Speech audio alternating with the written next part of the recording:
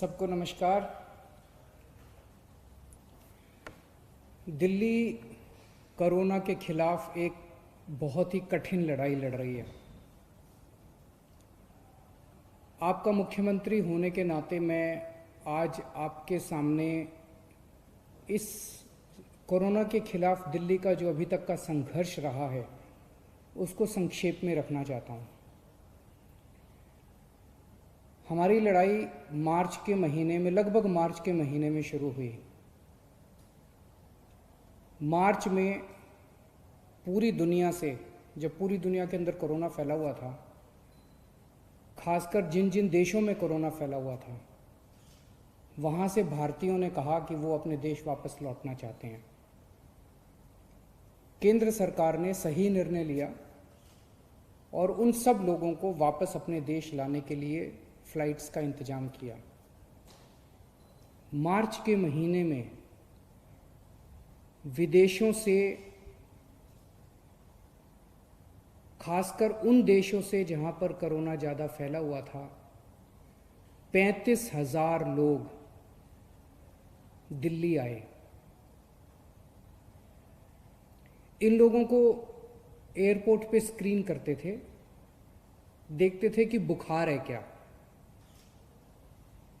कुछ चंद लोग जिनको बुखार था उन्हें आरएमएल सफदरजंग में भर्ती कराया और बाकी सबको घर भेज दिया। कुछ लोगों को क्वारंटाइन किया था, लेकिन अमूमन 35,000 लोगों को घर भेज दिया गया। जाहिर है कि ये जितने लोग अपने अपने घर गए उस टाइम, और ये सब उन दिनों कोरोना के बारे में जानकारी कम थी, गाइडलाइंस कम थी, ये सब लोग अपने अपने घर गए और जाहिर है कि एक से दूसरे को, दूसरे तीसरे को कोरोना फैलता गया। उन दिनों में तो टेस्टिंग किट भी अवेलेबल नहीं थी, उन दिनों में तो टेस्टिंग लैब भी नहीं थी, टेस्टिंग भी नहीं हो पाती थी। फिर लॉकडाउन हुआ और लॉकडाउन की वजह से लोग अपने अपने घरों में थे, इसीलिए कोरोना थोड़ा कम फैला। मई के अंतिम हफ्ते में जब लॉकडाउन खुलना चालू हुआ तो उम्मीद थी कि कोरोना थोड़ा फैलेगा, कोरोना थोड़ा बढ़ेगा। 15 मई के आसपास से हम देखते हैं कि दिल्ली के अंदर कोरोना बड़ी तेजी से बढ़ने लगा। जब लॉकडाउन खुला तो ऐसा उम्मीद थी कि कोरोना के केसेस बढ़ेंगे, लेकिन कोरोना के केसेस उम्मीद से कहीं ज़्यादा तेजी से बढ़े और जून के पहले हफ्ते में आते आते, फर्स्ट वीक ऑफ जून में, दिल्ली के अंदर हमें बेड्स की कमी नज़र आने लगी, टेस्टिंग की कमी नज़र आने लगी। और बेड्स की कमी होने की वजह से जब कुछ लोगों को बेड्स नहीं मिल पा रहे थे तो मौत का आंकड़ा भी बढ़ने लगा। तब हमारे पास दो ऑप्शंस थे। एक ऑप्शन था लॉकडाउन दोबारा लगा दिया जाए, हमने बहुत सारे लोग। दूसरा ऑप्शन था कोरोना से लड़ा जाए। जनता से पूछा, जनता का कहना था कि लॉकडाउन कब तक रहेगा, कभी ना कभी तो लॉकडाउन, आज नहीं तो कल, कल नहीं तो परसों, 1 महीने बाद, 2 महीने बाद लॉकडाउन तो खोलना पड़ेगा। तो निर्णय लिया गया कि कोरोना से लड़ेंगे, कोरोना से मिलकर सामना करेंगे, सारी दिल्ली के लोग मिलकर कोरोना का सामना करेंगे, कोरोना से युद्ध करेंगे। और तब ये पूरा प्लान बनाया गया और कोरोना से युद्ध में 5 हथियार तैयार किए गए। पहला हथियार, बेड्स की संख्या बढ़ाई गई। हमने देखा कि लोगों को कोई एक अस्पताल से दूसरे अस्पताल में दौड़ रहा है, दूसरे से तीसरे में दौड़ रहा है, बेड्स नहीं मिल रहे हैं, बेड्स की बहुत कमी है। मेरे पास रात रात भर फ़ोन आते थे, मैं रात रात भर जाग के लोगों के लिए बेड्स का इंतजाम करता था। पिछले कुछ दिनों से फ़ोन आने बंद हो गए हैं। पिछले 1 महीने में हमने दिल्ली के अस्पतालों में कोरोना के मरीजों के लिए बहुत बड़े स्तर के ऊपर बेड्स का इंतजाम किया है।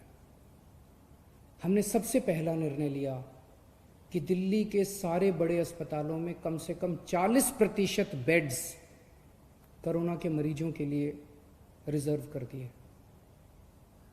दूसरा बड़ा निर्णय लिया, दिल्ली के कुछ एक चंद बड़े अस्पतालों को, प्राइवेट और सरकारी अस्पतालों को पूरी तरह से कोरोना अस्पताल डिक्लेयर कर दिया गया।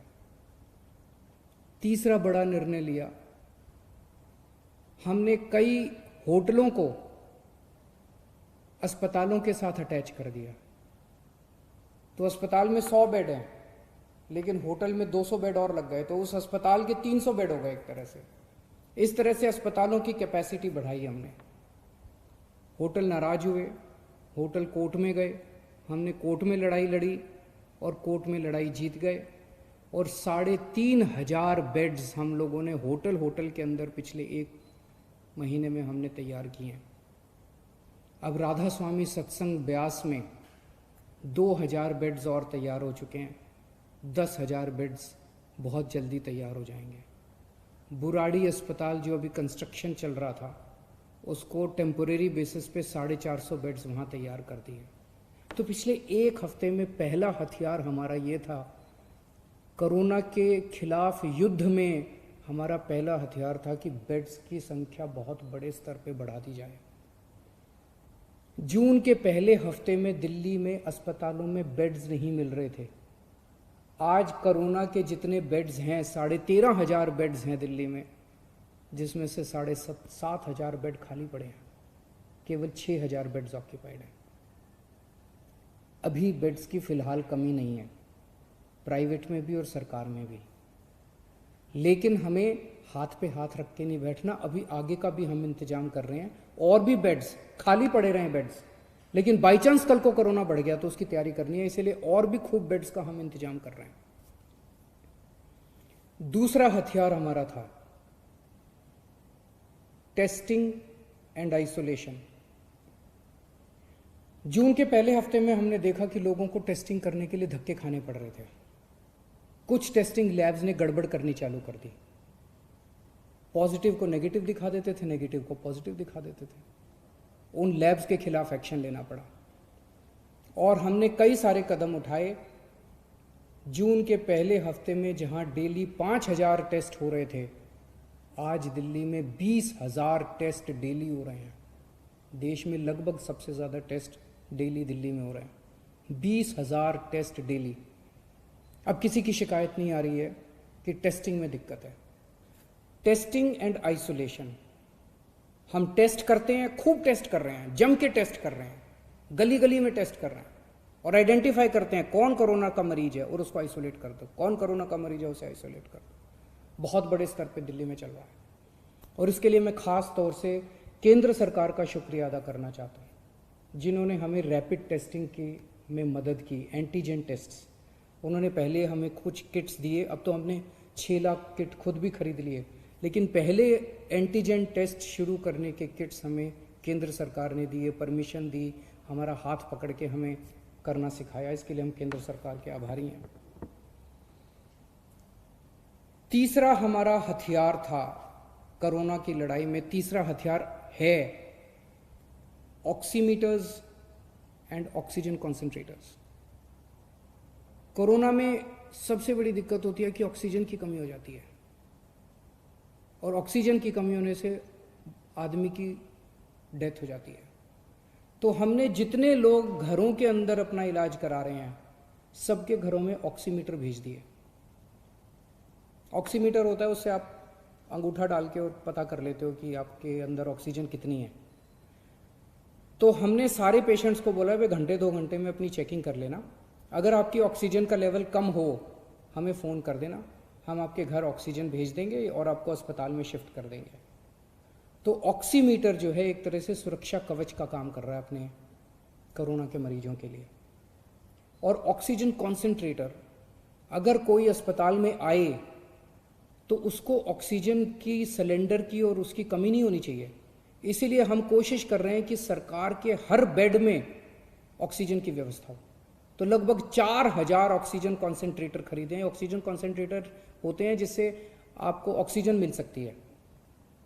तो हम कोशिश है कि दिल्ली सरकार के हर अस्पताल के हर बेड के ऊपर आपको आज ऑक्सीजन मुहैया कराने की कोशिश की जा रही है।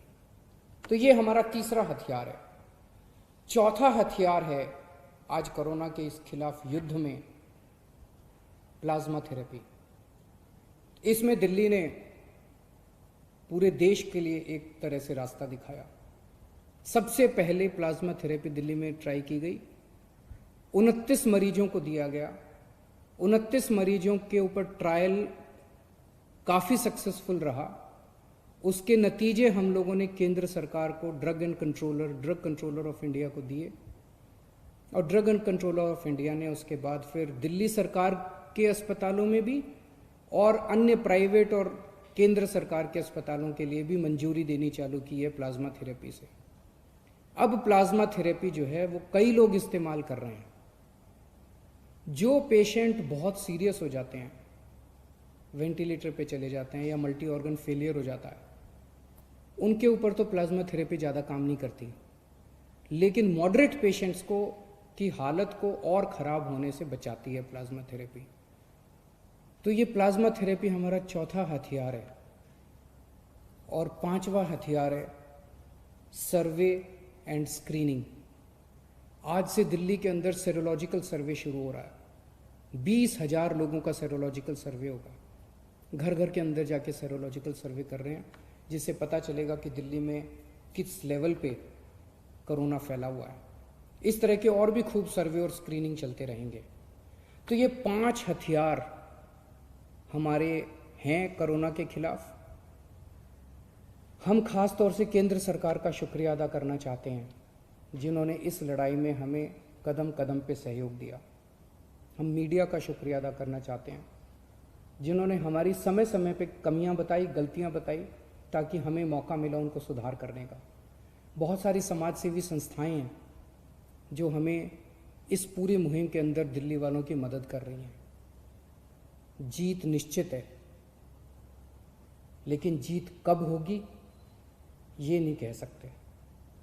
कोरोना हारेगा, दिल्ली जीतेगी, और ये 5 हथियार खूब कारगर साबित हो रहे हैं। बहुत बहुत शुक्रिया।